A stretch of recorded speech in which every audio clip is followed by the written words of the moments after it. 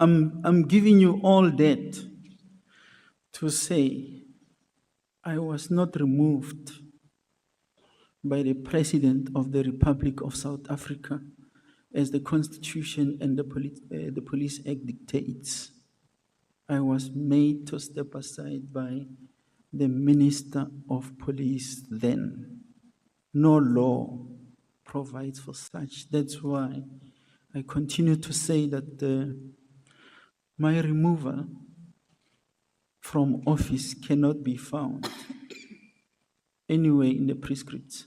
Later, I think it was on the 7th of June, I then got a call from a colleague of mine, Lieutenant General Skete, who was saying, "Hey, General, I'm being asked to deliver documents to you."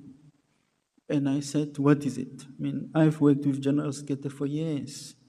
And he said, "I've got these documents. It's a notice of suspension." And I said, "General, you don't have to go through the trouble of traveling to my office.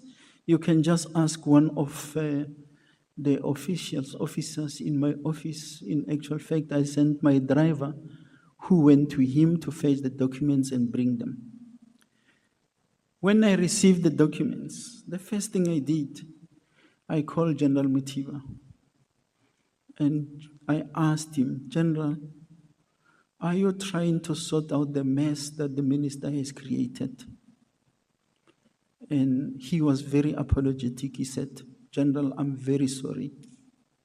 It is true. It's a mess because you never suspend someone verbally without documents. And if I were to be suspended or removed from office, it was to be by the president who in the first place appointed me. To date, I don't have a letter signed by the president which is saying you are being removed.